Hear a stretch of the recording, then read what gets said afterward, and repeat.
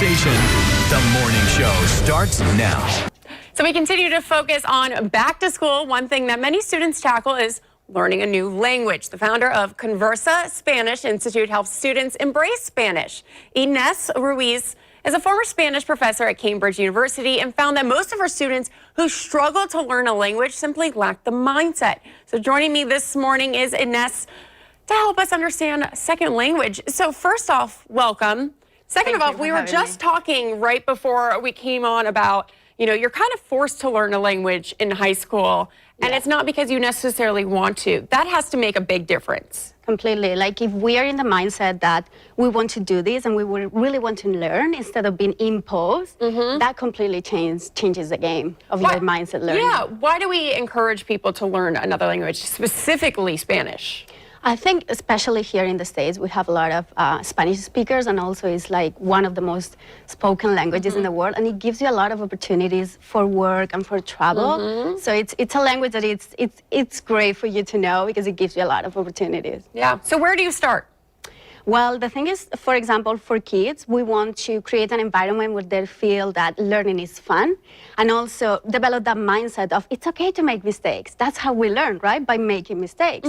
So if we work on that mindset and also bring Spanish into their daily lives, that's how we can make it easier. And for adults, you know, it's much harder to walk into something later on in life. Yes, for adults it's different because we can make connections with experiences. For kids, it's easier for them. They absorb everything so fast, but they forget fast as well. So what is your recommendation? You know, we have some things here. Yeah. What are you telling people specifically about learning a new language? For bringing Spanish into their lives, for example, I brought you guys this lunch box, and we just have some post-its that you can actually... So cool. Right, you can create them with your kids. You can get them off Amazon, but you know, if you make the kids part of the learning process and just word the names, we have el plátano, el agua, and el pan, that can be an easy way to incorporate that learning. That's so cool. I want to put that in my lunchbox. Right? I know, I honestly do. And then you just keep, you know, for someone, say like me, I took 6 years of Spanish, but again, I don't speak it fluently. How do I, when I have kids, make sure my children are learning? Yes, so that was one way. Another way is to find a connection. For example, if they are obsessed with books, here we have the Spanish version of Harry Potter. I was obsessed with Harry Potter. Right? So you know the book word by word. I do. So when you get the book in Spanish, you can make the connection emotionally. It has a meaning for you, the learning, instead of just learning a bunch of sentences. Wow. It has a more meaningful connection to the language. So do you recommend putting kids into classes when they're young? And what age are we talking about? I mean, we're talking about a newborn. Like, how does this work? I think as soon as they can get exposed to the language, that's just going to make them being more comfortable to the sounds and how to speak. So as soon as possible, it's okay to have them learning another language. It's not going to confuse them.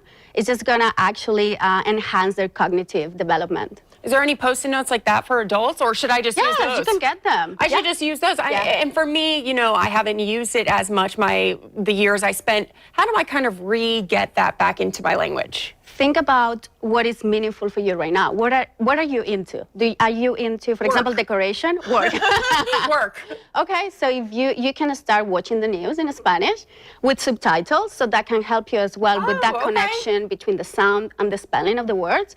Or whatever you're into is like the same with the book. You know, are you into reading? Are you into decoration? Are you into podcasts? There's a lot of podcasts that you can listen in Spanish. I love watching soap operas and putting the English subtitles. It's my favorite thing. It's a guilty pleasure. A lot of my students learn Spanish. I'm glad I'm not the only one.